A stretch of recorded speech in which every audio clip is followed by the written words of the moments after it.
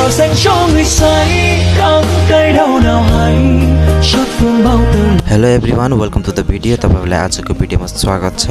आज भने फेरि पनि मैले तपाईहरुको लागि Capcut को एउटा नयाँ ट्रेन्डिङ टेम्प्लेट लिएर आएको छु जुन टिकटकमा एकदमै धेरै ट्रेन्डमा चलिरहेको छ। कस्तो टाइपको भिडियो छ भनेर तपाईले प्रिभ्यु भिडियोमा हेर्नै राख्नु भएको छ।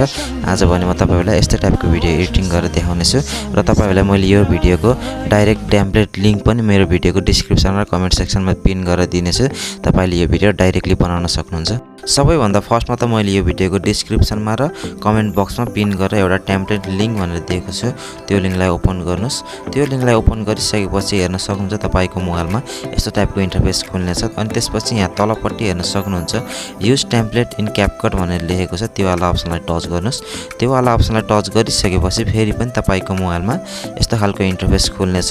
अनि त्यसपछि तलपट्टि हेर्न सक्नुहुन्छ युज टेम्प्लेट भनेर लेखेको छ। त्यो वाला अप्सनलाई टच गर्नुस्। त्यो वाला अप्सनलाई टच गरिसकेपछि तपाईले आफ्नो एउटा फोटो सिलेक्ट गर्नु होला।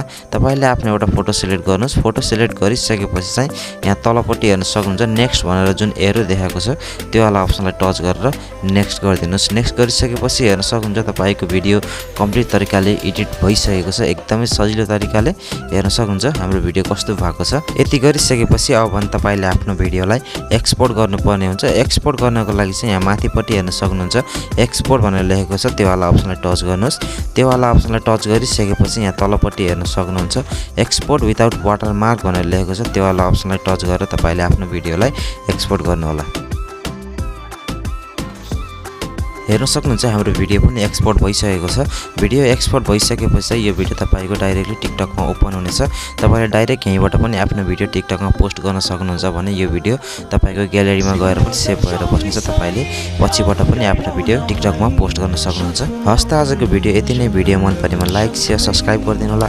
अनि तपाईहरुलाई भिडियो कस्तो लागिरहेको छ तल कमेन्ट सेक्सनमा कमेन्ट पनि गरिदिनु होला। हस् त धन्यवाद।